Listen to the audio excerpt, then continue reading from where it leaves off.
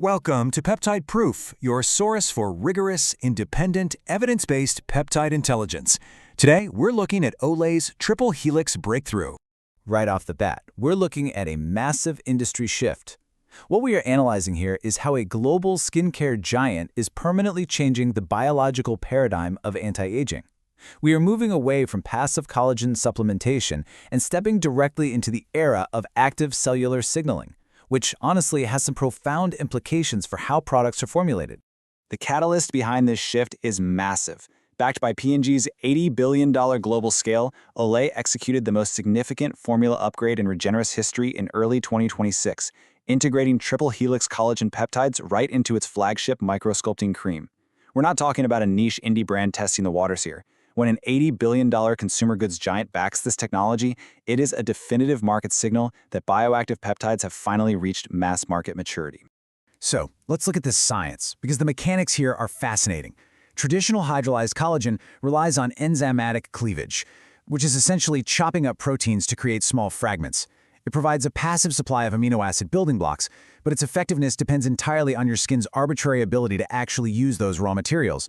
On the other hand, the triple helix peptide mimics natural human collagen structures. Because of this, it actively binds to fibroblast surface receptors. It doesn't just wait around.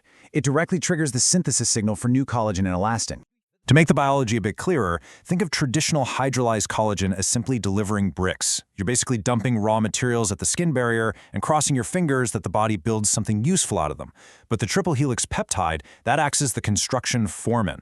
It's a direct command signal that essentially picks up a megaphone and actively instructs your skin's cellular machinery to get to work. It's a fundamental upgrade from passive nutrition to targeted action. The foundation for this lies in a proprietary scientific framework. A key focus here is the research unveiled at the 2026 American Academy of Dermatology annual meeting, where Olay identified cellular adhesion decline as a primary driver of aging. This scientific understanding directly translates to their portfolio. They launched a new anti-aging treatment line inspired by professional clinical procedures like RF skin tightening and IPL, translating those precise mechanisms into topical daily regimens. Looking at the market context, it reveals a rapid and undeniable wave. Back in 2025, Cetaphil launched its Healthy Renew line, marking a major bet on peptide technology for gentle skincare. Beyond the headlines. Into the research. Peptide-proof.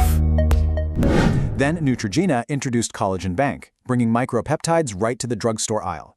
These earlier launches successfully paved the way and proved the market was ready. Olay's 2026 upgrade is the definitive validation of this trend. The window for consumer education is closing rapidly, and brands that fail to adopt peptide technology risk losing mass market relevance entirely by 2027. However, let's pivot to the expert formulator's perspective for a moment. One peptide is not a complete strategy. While Olay's specific triple helix peptide is an absolute masterclass in triggering collagen synthesis, biological aging is a highly complex, multidimensional process.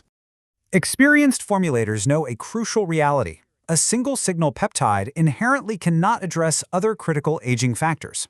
It doesn't handle neurotransmitter inhibition, which is necessary for treating expression lines, and it doesn't manage structural remodeling through copper pathways. Olay has optimized one specific highly effective mechanism, but targeting comprehensive biological aging requires a much broader matrix. To architect the ultimate peptide matrix, you need three distinct pillars. First, signal peptides, like the triple helix collagen peptide, or matricil, whose core function is collagen synthesis by signaling fibroblasts. Second, you need inhibitor peptides, like argireline or SNAP8. They act as neurotransmitter blocks, relaxing expression lines by mimicking SNAP25, which is the protein complex responsible for muscle contraction. And third, carrier peptides, like GHKC or copper peptides, which deliver trace minerals deep into the tissue for cellular remodeling. The crucial point here is that the future of anti-aging lies in complete, multi-pathway matrices, not singular hero ingredients. Bringing this all together, there are three executive takeaways setting the new baseline for skincare. Number one, the era of active signaling. Skincare has permanently moved away from passive collagen to active signaling, and efficacy is now strictly defined by active receptor binding. Number two, mass market adoption.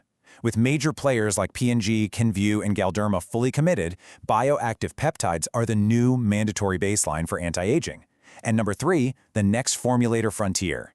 The market will rapidly shift from consumers demanding just a basic peptide product to requiring a complete multi-pathway peptide matrix. So, take a look at your current formulation strategy. Are you just dropping off bricks, or are you actually directing the crew? That's all for this episode. Like and comment to receive materials from us. Thanks for watching, and we'll see you next time.